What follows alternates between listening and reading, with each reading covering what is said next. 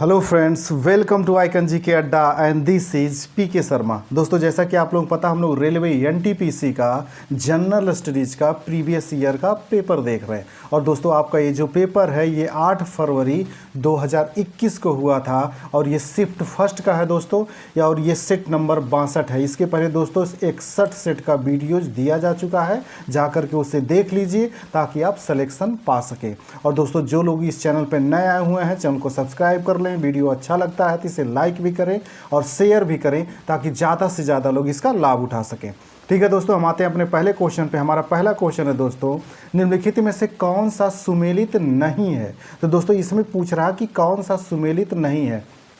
तो दोस्तों, ये जो नरोरा नाभिकीय रिएक्टर है ये आपका राजस्थान में नहीं है, ये दोस्तों उत्तर प्रदेश में, यूपी के दोस्तों बुलंदशहर में है। इसको याद रखिएगा, बुलंदशहर में है। और दोस्तों, ये कई बार पूछा गया है।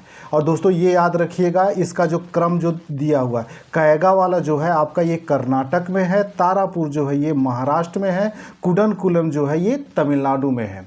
और दोस्तों, राजस्थान में जो है इसका नाम है रावत भाटा। तो याद रखिएगा, जो रावत भाटा वाला है ये नाभिकीय रिएक्टर ये राजस्थान में है। बाकी कैगा कर्नाटक में है, नरोरा जो है ये उत्तर प्रदेश में है, तारापुर जो है ये महाराष्ट्र में है और कुडनकुलम तमिलनाडु में। ये आपसे क्वेश्चन ये काफ़ी वेरी इंपॉर्टेंट है दोस्तों, तो इसको सब रट्टा मारने की कोशिश करिएगा।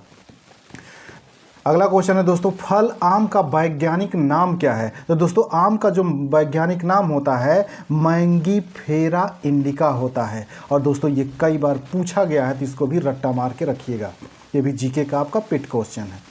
अगला क्वेश्चन है दोस्तों, रेशम किससे प्राप्त किया जाता है। तो दोस्तों, रेशम जो होता है ये बाम्बिक्स मोरी से प्राप्त किया जाता है।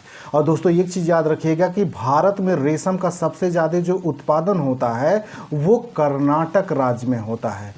याद रखिएगा, ये कर्नाटक राज्य में सबसे ज़्यादा रेशम का उत्पादन होता है और ये आपसे पूछता भी है। और दोस्तों, ये कर्नाटक में जिस रेशम का उत्पादन होता है उसे सहतूती रेशम कहते हैं, सहतूती रेशम। अगला दोस्तों, इसरो के प्रथम अध्यक्ष कौन थे। तो दोस्तों, इसरो के प्रथम अध्यक्ष यानी पहले अध्यक्ष थे डॉक्टर विक्रम साराभाई थे। और दोस्तों, आपके एनटीपीसी का रिपीटेड क्वेश्चन है तो इसको भी रट्टा मार के रखिएगा क्योंकि ये पहले है। दोस्तों, जो भी पहला चीज़ आपसे पूछा जाए उसको वेरी इंपॉर्टेंट मान करके रट्टा मार जाए क्योंकि ऐसे क्वेश्चन अक्सर रिपीट होते हैं। अगला दोस्तों, रेड डाटा बुक किससे संबंधित डेटा प्रदान करती है। तो दोस्तों, रेड डाटा बुक जो है जो लुप्त प्राय पादप और जंतु होते हैं उनके लिए जारी की जाती है। और दोस्तों, आपसे ये भी पूछता है कि ये जारी कौन करता है। तो इसको जारी करती है एक संस्था जिसका शॉर्ट फॉर्म है IUCN। ये याद रखिए, IUCN। अगला दोस्तों, FTTP का पूर्ण रूप क्या है। तो दोस्तों, FTT का जो पूर्ण रूप होता है ये होता है दोस्तों फ्यूजन टू दी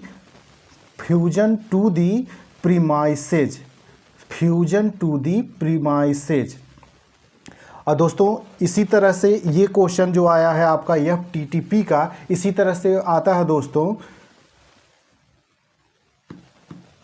इसी तरह से दोस्तों FTP का आपसे फुल फॉर्म पूछता है और ये पूछा भी गया एनटीपीसी में। तो FTP का फुल फॉर्म होता है दोस्तों फाइल ट्रांसफ़र प्रोटोकॉल। इसका होता है दोस्तों फाइल ट्रांसफ़र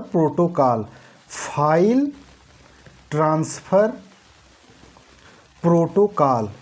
इसको याद रखिएगा और ये पूछा भी गया है FTP का। और जो FTTP होता है इसका फ्यूजन टू दी प्रीमाइसेज होता है। अगला क्वेश्चन है दोस्तों, निम्नलिखित में से कौन सी भारतीय वैज्ञानिकों द्वारा विकसित सुपर कंप्यूटर परम की श्रृंखला नहीं है। तो दोस्तों, इसमें परम की जो श्रृंखला है परम मित्र नहीं है।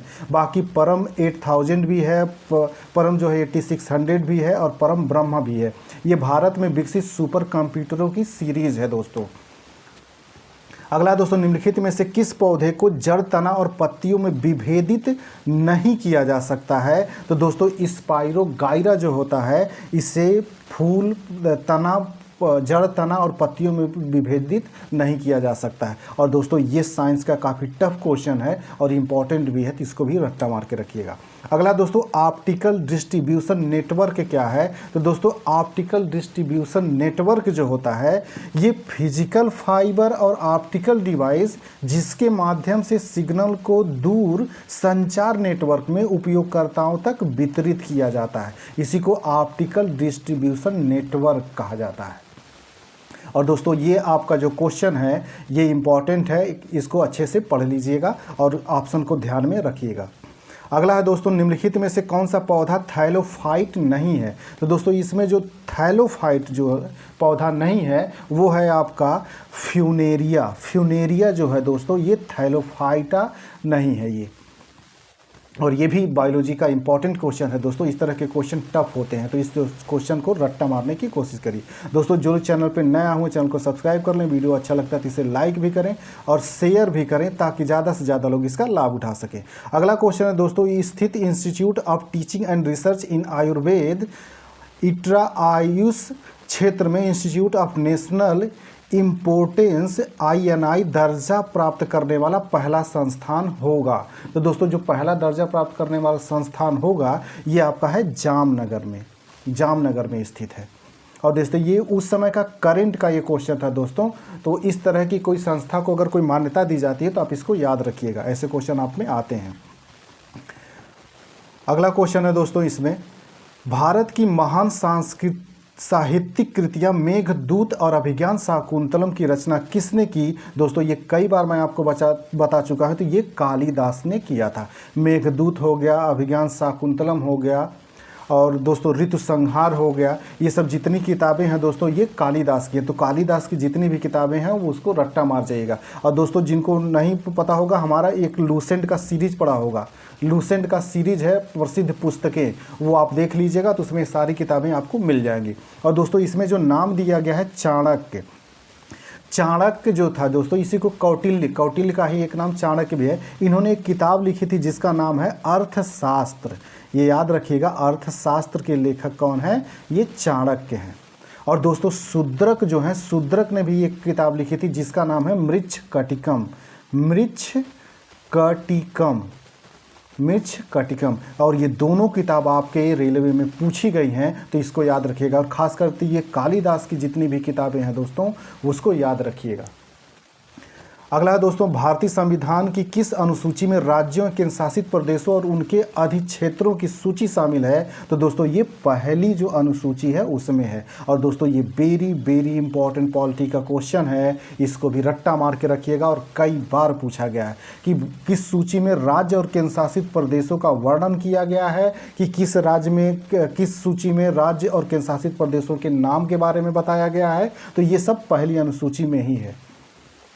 अगला दोस्तों, निम्नलिखित में से कौन सा आंदोलन नील की बलात् कृषि से संबंधित है? तो दोस्तों ये जो था ये चंपारण सत्याग्रह जो गांधी जी ने किया था, वही नील की बलात् कृषि। दोस्तों नील की जो जबरदस्ती कृषि कराई जाती थी किसानों से, उसी के विरोध में गांधी जी ने चंपारण सत्याग्रह किया था, वही पूछ रहा है। दोस्तों यहाँ पे कई फैक्ट याद रखिएगा, ये आपसे पूछता है और NTPC में कई बार पूछा गया कि चंपारण सत्याग्रह किस वर्ष हुआ था? तो 1917 में हुआ था। चंपारण सत्याग्रह किसने किया था? तो इसे गांधी जी द्वारा नेतृत्व किया गया था। और ये गांधी जी का प्रथम दोस्तों ये भारत में चलाया गया सत्याग्रह था।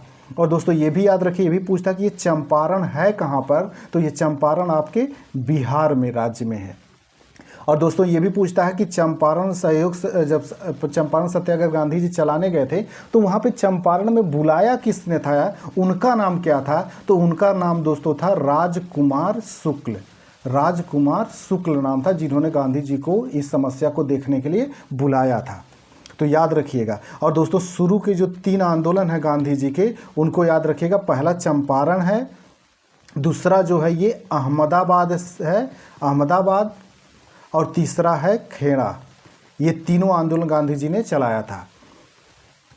अगला है दोस्तों, भारतीय संसद का उच्च सदन कौन सा है? तो दोस्तों उच्च सदन जो माना जाता है वो राज्यसभा माना जाता है। और दोस्तों याद रखिएगा कि आपसे ये भी पूछता है कि संसद के अंतर्गत शामिल है, यानी कि संसद के अंतर्गत कौन कौन शामिल होते हैं। तो दोस्तों इस संसद के अंतर्गत आपका लोकसभा भी शामिल होता है, राज्यसभा भी शामिल होता है और राष्ट्रपति शामिल होता है। राष्ट्रपति भवन नहीं दोस्तों, राष्ट्रपति, ये तीनों जब मिलते हैं तब हम कहते हैं कि संसद। तो आपसे पूछ लेता है कि संसद के अंतर्गत शामिल होते हैं या संसद के अंतर्गत कौन कौन आते हैं। तो ये याद रखिएगा, लोकसभा, राज्यसभा और राष्ट्रपति, ये तीनों संसद के अंतर्गत आते हैं। और उच्च सदन जो कहा जाता है वो राज्यसभा को कहा जाता है। और दोस्तों याद रखिएगा कि लोकसभा के सदस्यों का कार्यकाल जो होता है वो 5 वर्ष होता है और राज्यसभा के जो सदस्य हैं इनका कार्यकाल जो होता है ये 6 वर्ष का होता है। तो इस अंतर को समझिएगा, गड़बड़ मत कर देना, दोनों 5-5 मत कर देना वरना गड़बड़ हो जाएगा। दोस्तों जो लोग चैनल पे नए हुए हैं चैनल को सब्सक्राइब कर लें, वीडियो अच्छा लगता है तो इसे लाइक भी करें और शेयर भी करें ताकि ज़्यादा से ज़्यादा लोग इसका लाभ उठा सकें। अगला दोस्तों, विविध विषयों पर वैज्ञानिक जानकारी के संग्रह बृहत संहिता को किसके द्वारा लिखा गया। तो दोस्तों ये बृहत संहिता जो है इसे बराहमिहिर ने लिखा। और दोस्तों ये भी वेरी इंपॉर्टेंट क्वेश्चन है हिस्ट्री का, कई बार पूछा गया है। तो बृहत संहिता के लेखक कौन है, बराहमिहिर। और दोस्तों याद रखिए ये जो चरक जी थे इन्होंने एक किताब लिखी थी जिसका नाम है चरक संहिता। तो ये भी याद रखिएगा, इनकी किताब है चरक संहिता। और कल्हड़ की किताब दोस्तों काफ़ी फेमस और ये पूछी जाती है, तो इसकी किताब का नाम है राजतरंगिणी। तरंगिणी, ये याद रखिएगा, राजतरंगिणी कल्हड़ की। दोस्तों इसमें जितनी भी मैंने किताबें बताई हैं सब कुछ रट्टा मार लीजिएगा। अगला है दोस्तों, इसमें स्वतंत्रता संग्राम के दौरान हुई घटनाओं को काल क्रमिका अनुसार रूप से व्यवस्थित करें। दोस्तों ये क्वेश्चन जो है आपका ये 17 काफ़ी इंपॉर्टेंट क्वेश्चन है और इसके माध्यम से आपको कई फैक्ट की जानकारी होने वाली है, तो इसको ध्यान से दोस्तों कह रहा है ये कालानुक्रमिक रूप से व्यवस्थित करें। इसको कालानुक्रमिक रूप से व्यवस्थित करने का मतलब ये है दोस्तों इसमें कि कौन सी घटना पहले हुई थी और कौन सी घटना बाद में हुई थी, इसी रूप में आपको बताते हुए चलना है। तो दोस्तों इसके बारे में हम एक एक करके देखते हैं कि पहले तो दोस्तों जलियांवाला बाग जो घटना हुई थी ये 13 अप्रैल 1919 को हुई थी। और दोस्तों भारत छोड़ो आंदोलन जो हुआ था ये 1942 में 1942 में हुआ था। और दोस्तों ये ध्वज सत्याग्रह जो हुआ था दोस्तों, ये ध्वज सत्याग्रह जो था ये 1923 में हुआ था। और दोस्तों असहयोग आंदोलन जो है ये आपका 1920 में हुआ था। तो दोस्तों सबसे पहले वाले क्रम में देखते हैं हम कौन आएगा। तो सबसे पहले दोस्तों देखेंगे तो जलियांवाला बाग हो गया 1 नंबर 1919 वाला, फिर 1920, फिर उसके बाद 4 नंबर असहयोग आंदोलन 1920, फिर उसके बाद 3 नंबर आएगा जो 23 में हुआ था ध्वज सत्याग्रह, फिर उसके बाद भारत छोड़ो आंदोलन जो है दोस्तों ये 42 में, ये सबसे लास्ट में आएगा। तो दोस्तों दूसरा सबसे लास्ट में आएगा। तो इसका जब आंसर देखेंगे दोस्तों ये, तो इसका आंसर बन जाएगा बी, क्योंकि देखिए पहले नंबर पे दोस्तों इसमें जलियांवाला बाग हो गया, ये आपका 1919। दोस्तों जो मैं डेट लिख रहा हूँ इसको रट्टा मार के चलिएगा, ये सीधे सीधे भी पूछता है। और भारत छोड़ो आंदोलन जो आपका हुआ था ये 1942 में हुआ था। और ध्वज जो सत्याग्रह हुआ था ये 1923 में हुआ था। और असहयोग आंदोलन 1920 में हुआ था। तो अब इस तरह से देखेंगे तो बी वाला ऑप्शन इसका सही हो जाएगा। पहले जलियांवाला बाग कांड हो गया, फिर उसके बाद असहयोग आंदोलन हो गया 20 में, फिर ध्वज वाला 23 में हो गया, फिर भारत छोड़ो आंदोलन जो लास्ट में है वो 42 में हुआ था, तो ये लास्ट में। और जो मैंने बताया है दोस्तों इसको याद रखिएगा कौन सी घटना किस वर्ष हुई है। और ये क्वेश्चन आपका टफ भी है और इम्पॉर्टेंट भी है, तो इसको रट्टा मारने की कोशिश पूरा करिएगा क्योंकि ऐसे क्वेश्चन बार बार रिपीट होते हैं। अगला दोस्तों, नियाग्रा फॉल्स किसकी सीमा पर स्थित है। तो नियाग्रा जो फॉल है दोस्तों, नियाग्रा जलप्रपात जो है ये कनाडा और यूएसए के बीच स्थित है। और दोस्तों ये कई बार पूछा गया है, तो इसको भी रट्टा मार के रखिएगा, ये ज्योग्राफी का पेट क्वेश्चन है और टफ भी है। अगला दोस्तों, प्रसिद्ध पुस्तक इग्नाइटेड माइंड के लेखक का नाम बताइए। तो दोस्तों इग्नाइटेड माइंड जो है ये हमारे एपीजे अब्दुल कलाम साहब की रचना है और ये भी काफ़ी पॉपुलर किताब थी और कई बार पूछा गया है। और दोस्तों जो लोग चैनल पर नए हुए हैं चैनल को सब्सक्राइब कर लें, वीडियो अच्छा लगता है तो इसे लाइक भी करें और शेयर भी करें ताकि ज़्यादा से ज़्यादा लोग इसका लाभ उठा सकें। अगला दोस्तों, रेशम से प्राप्त किया जाता है। दोस्तों ये क्वेश्चन रिपीट हो गया है, तो यही बॉम्बिक्स मोरी जो है इसी से रेशम प्राप्त किया जाता है। और मैंने ये भी बताया था कि सबसे ज़्यादा रेशम का उत्पादन कर्नाटक राज्य में होता है, वो भी शहतूत रेशम का उत्पादन सबसे ज़्यादा। अगला दोस्तों, ब्रिटिश सेना के किस भारतीय सिपाही ने 1857 के भारतीय विद्रोह के फैलने से तुरंत पहले की घटनाओं में महत्वपूर्ण भूमिका निभाई थी? तो दोस्तों 1857 का जब विद्रोह हुआ था उसके पहले ही मंगल पांडे ने विद्रोह किया था। ये घटना काफ़ी फेमस थी 1857 के विद्रोह के पहले। तो इसको याद रखिएगा दोस्तों, ये डेट याद रखिएगा कि जो विद्रोह हुआ था, जिसको सिपाही विद्रोह भी कहते हैं या भारत का पहला विद्रोह भी कहा जाता है अंग्रेज़ों के खिलाफ, तो 1857 में हुआ था। और इसके पहले जो घटना हुई थी मंगल पांडे का विद्रोह की घटना हुई थी। तो इसको अच्छे से समझ लीजिएगा क्वेश्चन को। अगला दोस्तों, निम्नलिखित में से किसकी स्थापना भारत के योजना आयोग के विकल्प के रूप में की गई? तो दोस्तों आपको पता है कि योजना आयोग के विकल्प के रूप में जो स्थापित किया गया वो नीति आयोग को किया गया। योजना आयोग को समाप्त करके उसके जगह नीति आयोग लाया गया। और दोस्तों आपसे ये भी पूछता है कि नीति आयोग की स्थापना कब हुई थी? तो इसकी स्थापना जो है दोस्तों 1 जनवरी 2015 को हुई थी, 1 जनवरी 2015 को। और दोस्तों ये भी पूछता है कि नीति आयोग के अध्यक्ष कौन होते हैं? तो दोस्तों इसके जो अध्यक्ष होते हैं वो प्राइम मिनिस्टर होते हैं, पीएम। और ये कई बार पूछा गया है। और पहले जो इसके अध्यक्ष बने थे तो वो हमारे वर्तमान प्राइम मिनिस्टर श्री नरेंद्र मोदी जी बने थे। इसको भी याद रखिएगा। अगला दोस्तों, कोलकाता बंदरगाह किस नदी पर स्थित है? तो दोस्तों कोलकाता जो बंदरगाह है ये हुगली नदी पर स्थित है। और ये भी क्वेश्चन कई बार आया हुआ तो ये भी इंपॉर्टेंट है, इसको भी याद कर लीजिएगा। अगला दोस्तों, इनमें से कौन सा भारतीय राज्य शीर्ष 5 वनाच्छादित प्रदेशों में शामिल नहीं है? तो दोस्तों इसमें जो शामिल नहीं है वो आपका है पंजाब राज्य। बाकी आप देखेंगे मध्य प्रदेश, छत्तीसगढ़, महाराष्ट्र, ये सब जितने राज्य हैं दोस्तों इसमें सबसे ज़्यादा वन पाए जाते हैं। तो शुरू के जो वन आया है दोस्तों, वन रिपोर्ट जो है वो शुरू के 5 राज्यों को तैयार कर लीजिएगा आप, कौन कौन सबसे आगे हैं क्षेत्रफल में भी और प्रतिशत में भी, क्योंकि ये आपसे पूछता है। और एक आपके इन्वायरमेंट से क्वेश्चन होता है तो इसलिए इन्वायरमेंट भी तैयार रखिएगा। अगला दोस्तों, एकला चलो रे गीत के लेखक किसने लिखा था? तो दोस्तों एकला चलो रे गीत जो लिखे थे वो रविंद्रनाथ टैगोर जी ने लिखा था। और दोस्तों याद रखिएगा रविन्द्रनाथ टैगोर जी के बारे में, एकला चलो गीत के साथ साथ जो भारत का जनगण मन है, राष्ट्रीय गान है जनगण मन, ये भी इन्होंने ही लिखा था। और जो बांग्लादेश का दोस्तों राष्ट्रीय गान है कि अमार सोनार बांग्ला, इसकी भी रचना इन्होंने ही किया था। अमार सोनार बांग्ला, इसकी भी रचना रविन्द्रनाथ टैगोर जी ने ही किया था। और ये कई बार पूछा गया कि हमारे राष्ट्रीय गान के रचनाकार कौन है, या बांग्लादेश का जो राष्ट्रीय गान बना था उसके रचनाकार कौन है? तो ये रविन्द्रनाथ टैगोर जी हैं। और दोस्तों रविन्द्रनाथ टैगोर जी पहले व्यक्ति हैं जिन्हें 1913 में साहित्य में नोबेल पुरस्कार मिला था। और नोबेल पुरस्कार जो मिला था वो गीतांजलि पुस्तक के लिए मिला था, गीतांजलि के लिए। ये याद रखिएगा और ये कई बार पूछा भी गया है।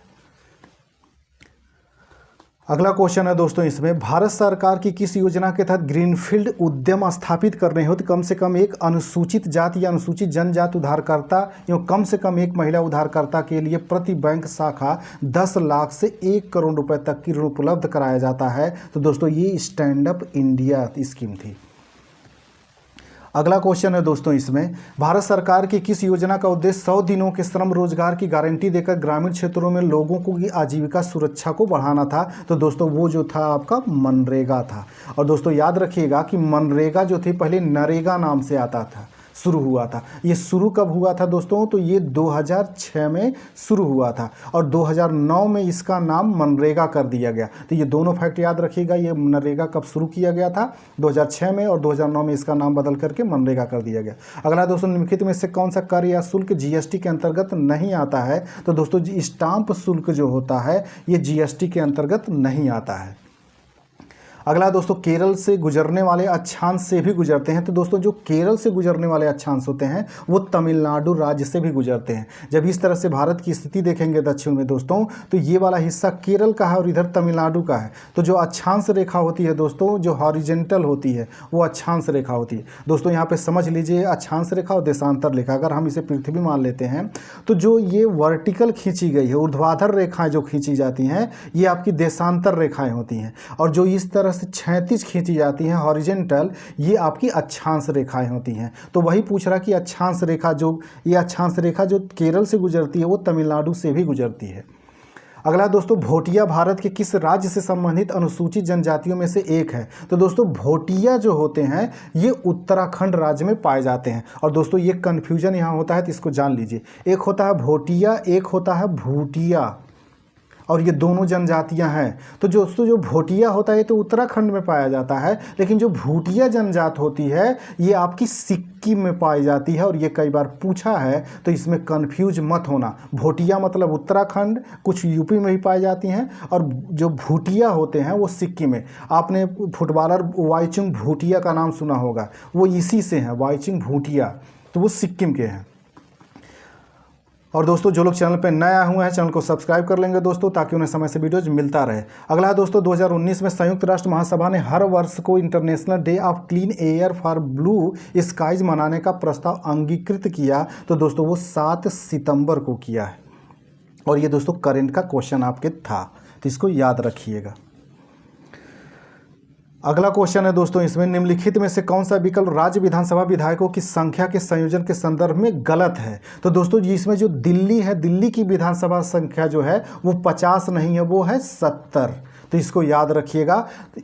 और इसमें जो दिया है जैसे राजस्थान का 200, महाराष्ट्र का 288, उत्तराखंड का 70, इसको याद रखिएगा क्योंकि ये इस तरह के टफ क्वेश्चन बनाते हैं। और खासकर इधर जो विधानसभा चुनाव हुए हैं जिन जिन राज्यों का, उनको तो रट्टा मार के आप रखिएगा एनटीपीसी वाले, किस कहाँ की विधानसभा कितनी थी और कहाँ के कौन मुख्यमंत्री बना है, कौन राज्यपाल है। अगला दोस्तों, निम्नलिखित में से कौन सा कथन भारत के बैंकों के संदर्भ में सही नहीं है? तो दोस्तों बैंकों के संदर्भ में सही नहीं है तो भारतीय रिजर्व बैंक भारत का निजी बैंक है, ये गलत है, बाकी सब सही दिया है। अगला दोस्तों, जलियांवाला बाग हत्याकांड में अहम भूमिका के कारण माइकल फ्रांसिस ओ डायर की हत्या किसके द्वारा की गई थी? तो दोस्तों इसकी हत्या जो है उधम सिंह ने किया था। और दोस्तों ये भी पूछता है कि उधम सिंह ने कब किया था? तो 1940 में किया था। और कहाँ किया था दोस्तों? तो लंदन में इन्होंने किया था। और ये कई बार क्वेश्चन पूछ चुका है तो याद रखिए। और दोस्तों ये भी पूछता है कि माइकल ओ डायर उस समय क्या था जब जलियांवाला बाग हत्याकांड हुआ था? तो ये लेफ्टिनेंट गवर्नर था, उस समय लेफ्टिनेंट गवर्नर था यहाँ का। और दोस्तों ये क्वेश्चन ये भी पूछता है कि जलियांवाला बाग हत्याकांड कब हुआ था? तो ये 13 अप्रैल 1919 को हुआ था। अगला दोस्तों, निम्नलिखित में से कौन सा दक्षिण अमेरिका देश स्थलरुद्ध देश है? तो दोस्तों दक्षिण अमेरिका का स्थलरुद्ध देश पराग्वे है। और दोस्तों एक और देश है दक्षिण अमेरिका का जो है बोलीविया। पराग्वे और बोलीविया देश जो है दक्षिण अमेरिका के, ये स्थल अवरुद्ध देश हैं। और दोस्तों एक क्वेश्चन ये भी पूछता है कि विश्व का सबसे बड़ा स्थल अवरुद्ध देश क्या कौन सा है? तो वो कजाकिस्तान है, इसको भी याद रखिएगा। और ये पूछा गया है। अगला दोस्तों, निम्नलिखित में से किस संगठन का मुख्यालय सुमेलित नहीं है? तो दोस्तों ओपेक का जो मुख्यालय है ये सुमेलित नहीं है। ओपेक का जो मुख्यालय है दोस्तों ये ज्यूरिख में नहीं है, ऑस्ट्रिया की राजधानी ये वियना में है। और बाकी जो दिया गया है दोस्तों ये सब आप इसको ध्यान रखिएगा, ये सब सुमेलित हैं। जैसे दोस्तों यहाँ पे ये जो है आपका यूनिसेफ का न्यूयॉर्क में हो गया, विश्व बैंक का वाशिंगटन डीसी हो गया, नाटो का ब्रुसेल्स में हो गया। और दोस्तों आईएमएफ का भी जो मुख्यालय है वो भी वाशिंगटन डीसी में ही है। तो ये याद रखिएगा। और ये सब पूछे गए हैं तो इन सब चारों को रट्टा मारने की कोशिश करिएगा। ओपेक का कहाँ पे है दोस्तों? वियना में, इसको याद रखें। और दोस्तों ये लास्ट क्वेश्चन था। तो दोस्तों जो लोग चैनल पर नया है चैनल को सब्सक्राइब कर लें। मिलते हैं दोस्तों अगले वीडियो में, तब तक के लिए नमस्कार।